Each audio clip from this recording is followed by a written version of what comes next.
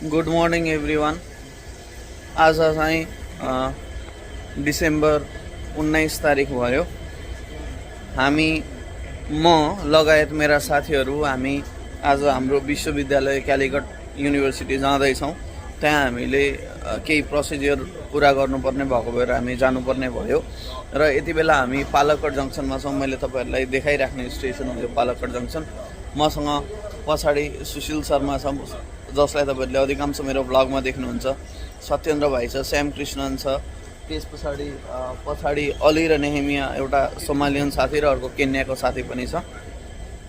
हामीले युनिभर्सिटीमा गएर केही प्रोसेसहरू गर्नुपर्ने छ र त्यसको लागि हामी अब ट्रेनमा जानुपर्ने हुन्छ। इन्डियामा चाहिँ रेल नेटवर्क अलिकति बढी एडभान्स छ, राम्रो मानिन्छ होइन। त्यसले गर्दाखेरि हामी ट्रेनमा जान्छौँ। हाम्रो ट्रेन 7:05 छ। अहिले चाहिँ 6:40 जति गयो। बाटोमा जाँदै गर्दाखेरि के देखिन्छ त्यो मैले तपाईँहरूसँग साझा गर्न खोजेको मात्रै हो। र इन्डियाको क्यालिकट भन्ने ठाउँ कस्तो छ, क्यालिकट बिच कस्तो छ, यदि समय रह्यो र हामी क्यालिकट बिच पुग्न पायौँ भने क्यालिकट बिच कस्तो छ म त्यो तपाईँहरूलाई देखाउनेछु। म मेरो युनिभर्सिटी पनि तपाईँहरूलाई देखाउनेछु। म चाहिँ मेरो युनिभर्सिटी गइरहेको यो दोस्रो अथवा तेस्रो पटक हो, आई थिङ्क दोस्रो पटक हो। यो सबै कुरामा तपाईँहरूलाई म सँगै आफ्नो छातीमा लिएर हिँड्ने विचार गरेको हुँ। यो भ्लग हेरेर साथ दिनु होला। बाँकी के हुन्छ, कसो गरी जान्छौँ त्यो म जोड्दै जान्छु। हामी ट्रेनमा चढ्यौँ। What is the name of station there भाइ? गाडी आउँदैन, अप्ठ्यारो हुन्छ नामहरू। अनि जेनरल कम्पार्टमेन्ट हो, सिटहरू भेटिएन। So a kind of adventure travel हुनेवाला छ। यतापट्टि ढोका छ, म छु यतापट्टि सुशील र सत्येन्द्रहरू छन्। अनि श्याम कृष्णन मसँगै उभिराखेको छ। यता अफ्रिकन दोस्तहरू यता छन्। मजा लिँदैछ, मजा लिएर जाने हो। ट्रेन चाहिँ यसरी कुदिराखेको छ, आरामले कुद्छ मजाले। ल ट्रेन यसरी कुद्छ है, यस्तो छ। पालकडमा चाहिँ अहिले हामी अलिकति पालकडबाट अगाडि आयौँ। त्यहाँभन्दा अगाडि चाहिँ यहाँ चाहिँ ठ्याक्क धान खेतीको मौसम चलिरहेको छ। हाम्रोमा चाहिँ नेपालतिर म बसेको ठाउँ सिन्धुलीतिर चाहिँ के हुन्छ भने यति बेला अब मकै रोपेर आलुसालु रोपेर गर्ने बेला हुन्छ। तर यहाँ चाहिँ धान खेतीको सिजन थियो, देखाउँदै कटिहाल्यो। र यो चाहिँ सुपरफास्ट ट्रेन भएको हुनाले यसको स्पिड अलिकति अरूभन्दा बढी नै छ। लाइक हामी हाम्रो डेस्टिनेसन विदिन 1 hour 45 minutesमा पुग्छौँ, जुन चाहिँ यहाँभन्दा 4वटा स्टेसन पर हो। थ्याङ्क्स कि हामीले यो सुपरफास्ट ट्रेन भेटायौँ। रमाइलो लाग्छ मलाई यात्रा गर्न। अब उभिएर भए पनि मजा लिन परिरहेछ। ठिक छ। के देखाउन मन लाग्यो भने यहाँभन्दा 40-50 किलोमिटर पर भनेको हामी बस्ने ठाउँ पालकड हो होइन। अनि अर्को कुरा, हामी बस्ने ठाउँमा यति धेरै घाम लाग्छ। त्यहाँ जाडो मौसमै हुँदैन। अब अलिकति डिफ्रेन्स हुने बित्तिकै यहाँनिर चिसो पनि छ, हुस्सो पनि लागेको छ। अचम्मको ठाउँ लाग्यो मलाई। अलिकतिको भेरिएसनमै यत्रो धेरै डिफ्रेन्स छ। हेर्नु त, भिजिबिलिटी कति कम छ। यस्तो हुन्छ यहाँ। मतलब यहाँ मैले जाडो एक्सपिरियन्स गरेको यो पहिलोचोटि हो। अहिले आइपुगेको जङ्सन चाहिँ स्वर्णुर जङ्सन हो होइन। यो जङ्सन चाहिँ मैले पोहोर साल डिसेम्बरकै टाइममा एनइसीको डिसेम्बर जनवरीको टाइममा होला, लिबर्टी कलेजको टिम आएको थियो काठमाडौँबाट। उहाँहरूलाई रिसिभ गर्न आएको जङ्सन चाहिँ हो यो। म अलिकति लुक देखाउँछु ल। यस्तो छ। रेलवे प्लेटफर्महरू त सबै उस्तै देखिन्छ। हामी अगाडिको कम्पार्टमेन्टतिर भएको हुनाले यो राम्रोसँग देखिएन, मतलब जङ्सनको नामहरू देखिएन।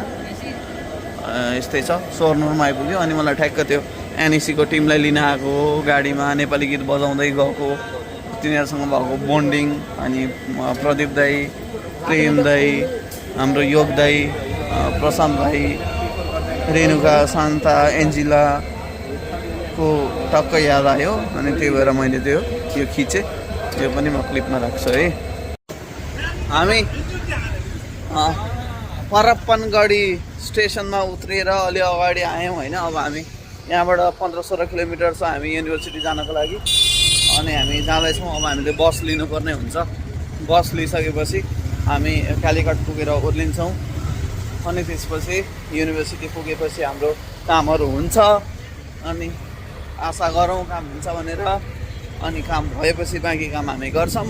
बाँकी काम मतलब टाइम रह्यो बच्यो भने यसो घुम्ने काम, आँखा सेक्ने काम, राम्रो राम्रो दृश्यहरू अवलोकन गरेर।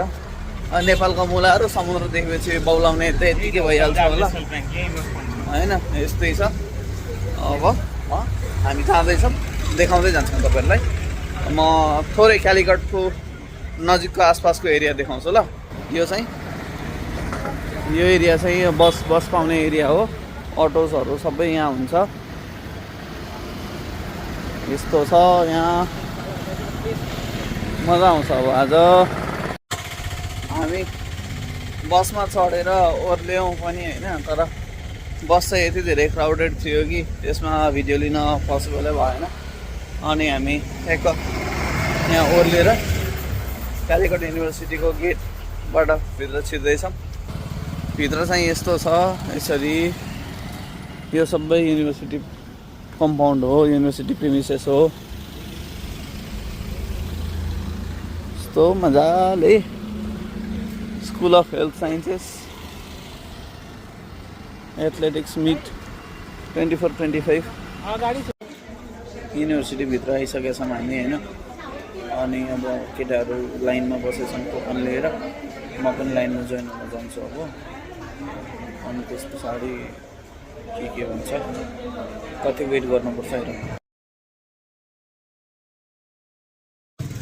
कलेजको काम सकियो, जे गर्नुपर्ने थियो भयो, जे करेक्सन्सहरू गर्नुपर्ने थियो त्यो पनि भयो। अनि त्यस पछाडि हामी भर्खरै निस्केको हो कलेजबाट, जस्ट कलेजबाट निस्केको हो। अब हामी कालीघाट बिच जाने, कोइकोट बिच जाने भनेर जान आँटेको छौँ। कलेजभित्रको भिडियो चाहिँ मैले त्यो बिकज अफ के भनौँ अब रेस्ट्रिक्सन्सहरूले गर्दा खिच्न पाइएन, किनभने हामी पुरै प्रोफेसनल्सहरूको वरिपरि थियौँ। अनि अब उहाँहरूको प्राइभेसी पनि रिभिल गर्नु भएन। फेरि युनिभर्सिटीको एकदम कोर सेन्टरमा गएर गराउनु पर्ने काम थियो, त्यसले गर्दाखेरि मैले भित्रको चाहिँ खिच्न मिलेन। बाहिरको चाहिँ म अब बसमा चढ्दादेखि चाहिँ सिट पाएँ, बस्ने सिट पाएँ भने चाहिँ म राम्रोसँग ब्लग बनाउँछु। आफूलाई पनि आफ्नो फुल दिन पाएको छैन जस्तो लागिरहेछ। के छैन चाहिँ के हुन्छ। हाम्रो योजनाहरूमा भएको डाइभर्सिफिकेसन भन्दा पनि डेभिएसनले गर्दाखेरि हामी कोइकोट बिच गएनौँ। हामी कलेज नै फर्किनु पर्ने भयो। र मैले यो व्लगलाई एन्ड गरौँ कि कन्टिन्यू गरौँ भनेर सोचिरहेको छु होइन। तर पर नाउ अहिले चाहिँ हामी बसमा चढेछौँ। सुशील त्यसरी बसिरहेको छ। यता म छु, मेरो पछाडि देख्न सक्नुहुन्छ अली छ। अनि अब बस घुर्दैछ, हावा चल्दैछ, यस्तै छ। अब हामी कलेज चाहिँ बसमा फर्किन्छौँ कि ट्रेनमा फर्किन्छौँ निलो भइसकेको छैन। अब जसरी हुँदै जान्छ म त्यसरी देखाउँदै जान्छु। र म तपाईँहरूलाई थोरै यो बसमा हिँड्दाखेरिको क्लिप्सहरू देखाउँछु है।